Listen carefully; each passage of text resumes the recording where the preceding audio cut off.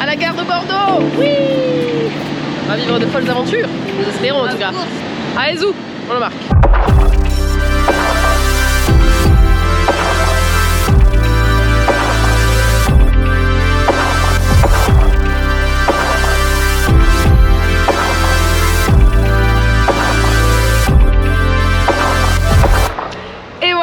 Margot, Happyculters, Marion, les sourciers, bien arrivés à Nantes. Vous voyez pas du tout que c'est Nantes, mais c'est pas grave. Qu'est-ce qu'on fait à Nantes? Je vous fais le topo. Lors de notre déménagement, on a décidé d'installer des bacs en terre. Il a fallu qu'on remplisse ces bacs de terre. Et donc j'ai demandé aux gens autour de moi quel était un super fournisseur de terreau pro. Ils m'ont conseillé Florentaise. On a travaillé avec eux sur le terreau qui est sans tourbe. Et c'est donc là que j'ai découvert. Qu'est-ce que c'est que le terreau sans tourbe? J'ai pas mal échangé avec eux. Et un jour, Margot, qui travaille au service com, a proposé à moi, à Margot et à Benoît et Romain de la Femme de Cagnols de venir à Nantes et à Angers pour aller visiter leurs usines, leur centre de R&D et nous raconter comment est-ce qu'ils faisaient le terreau sans tourbe. Donc en gros, on se fait un petit voyage d'études, ce qui est absolument fabuleux. C'est la première fois que je fais ça, je trouve ça génial. Ça n'a même pas encore commencé, mais je trouve ça déjà génial. Le concept est ouf, non? Et on va vous apporter des connaissances au travers de vidéos, donc il va y en avoir plusieurs. Je vais essayer de filmer des choses drôles, des petits fous rires, et des petites choses quand même intéressantes, et des interviews, et des interrogations, et des questions. Mais qu'est-ce que c'est que ça? Voilà.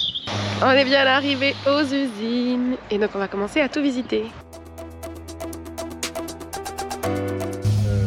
Différentes matières premières, les engrais qu'il y a besoin. Ensuite il fait un mélange au sol donc avec sa chargeuse. Donc il va retourner, remuer, etc. l'ensemble pour faire une première homogénéisation. Et ensuite il passe dans un mélangeur donc qui va permettre de vraiment homogénéiser. Derrière moi, le tracteur, la pelleteuse, en train de faire un mélange. En fait il va se servir de différentes matières, il les balance au milieu et ensuite en les mélangeant ça fera le terreau final. C'est dingue, c'est comme une énorme recette de cuisine qui se calcule à la tonne quoi. Et la troisième couche de notre gâteau arc-en-ciel. Wouhou! Ça sent pas trop bon. Ça sent trop bon. C'est comme un jeu vidéo. C'est trop beau. Romain c'est celui qui produit des vidéos pour la Femme de Cagnols. Salut!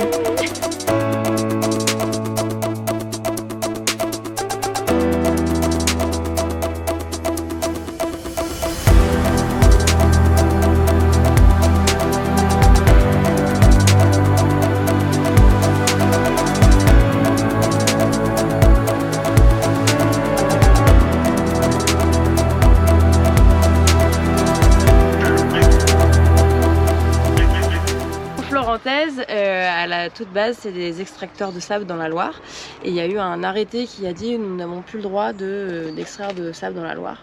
Donc Florentaise a décidé de demander d'exploiter le marais de Mazerolles qui est ici. Et à la base, ils voulaient gratter la tourbe et récupérer le sable qui était en dessous.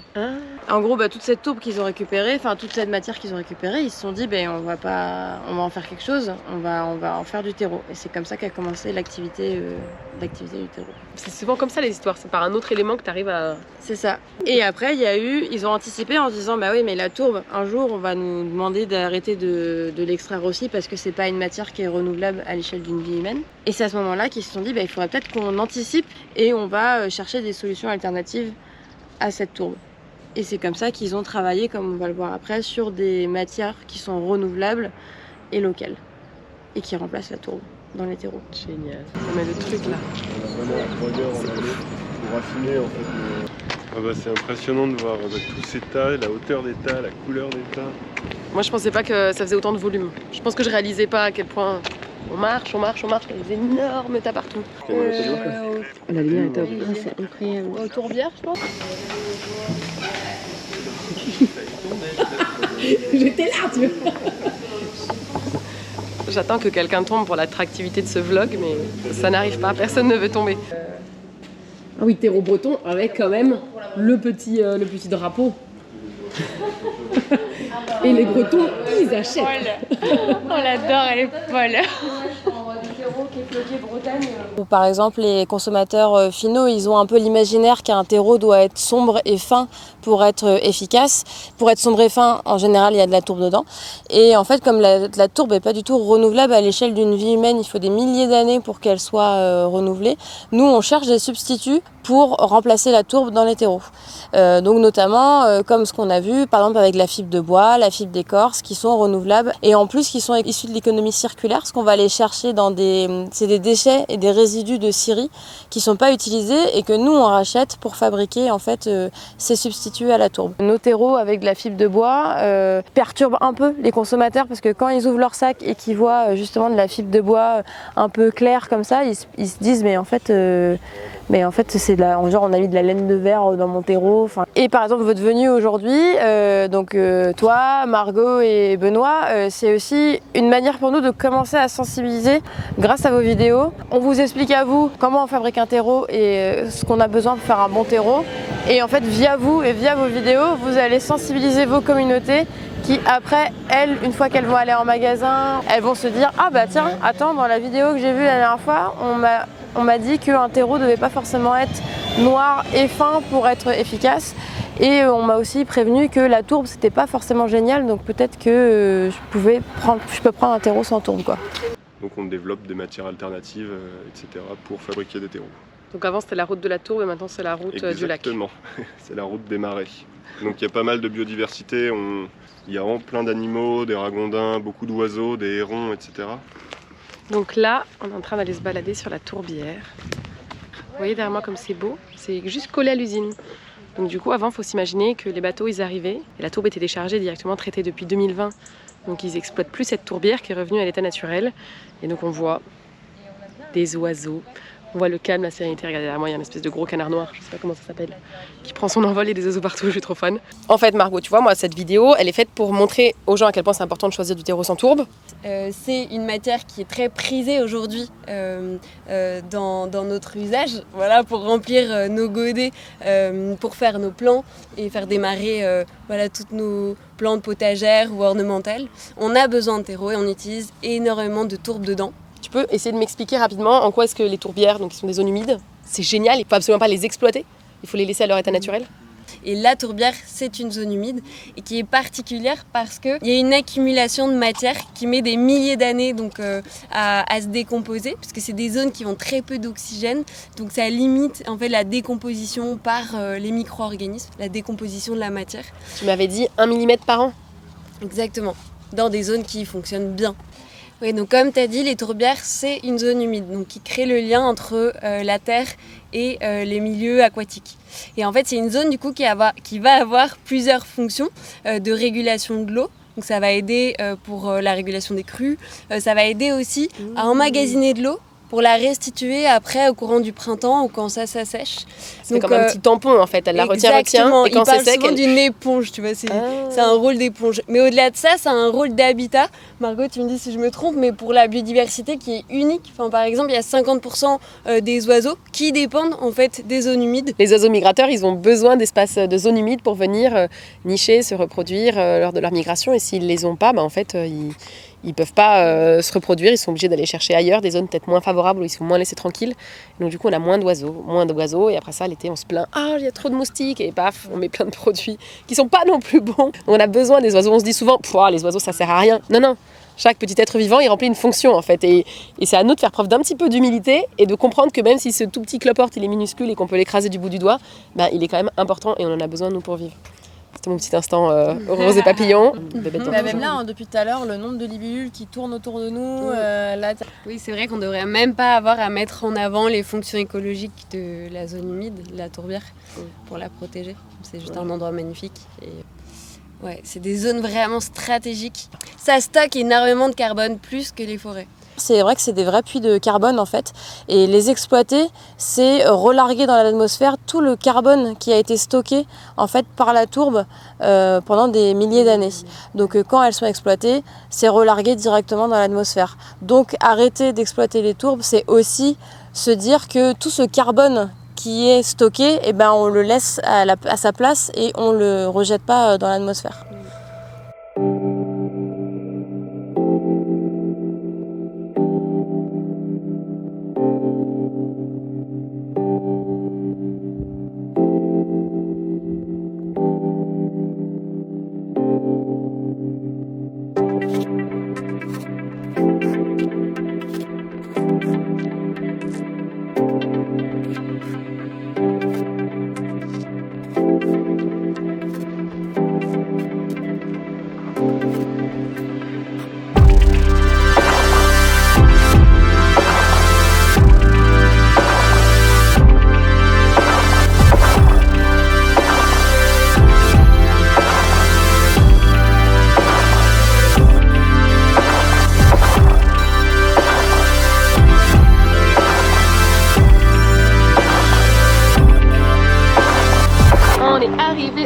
serre.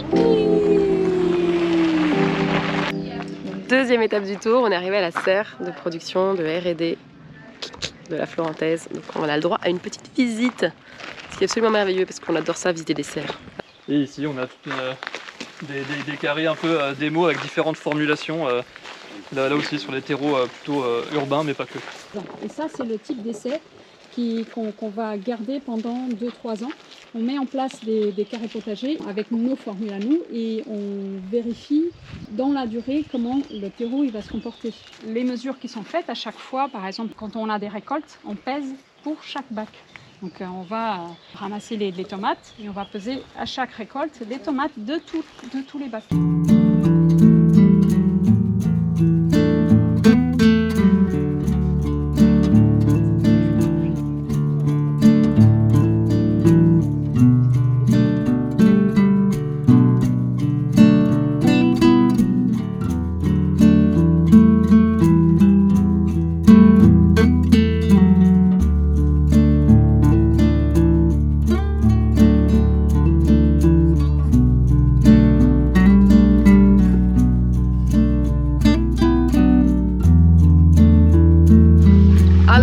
Maïté, comment est-ce qu'on fabrique du substrat dans ta cuisine? Tu prends un peu de farine, un petit peu de... Donc, c'est une petite recette de cuisine en somme toute. On prend tous les éléments qu'il faut pour faire un bon terreau, un truc qui retient l'eau, qui soit drainant, qui soit aéré, au bon pH et avec assez de nourriture, minérale ou organique. On mélange tout ça avec des grosses pelleteuses et ça nous fait un terreau de compétition.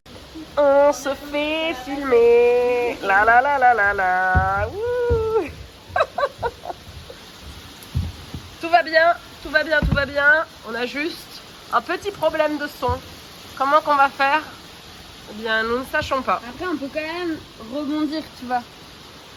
Florentaise. Ah, mais j'avais tout ça sur le site de Florentaise. T'es en train de préparer ton script? Ce matin, donc, nous sommes partis de Nantes et nous allons en direction Angers, où on va visiter un potager urbain, donc sur le toit de la chambre d'agriculture d'Angers, où en fait il y a des bacs en terre qui ont été installés. Apparemment, c'est magnifique.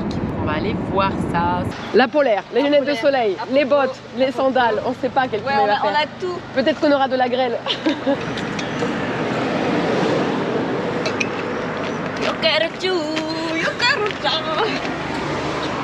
Waouh, c'est trop beau. C'est pas si chaud que ça. Ouais, ça y est, clair. Tu connais? Ouais, ils nous avaient soutenus pour le Tour de France et j'avais ça sur le toit de ma voiture. Donc j'avais mon potager sur le toit.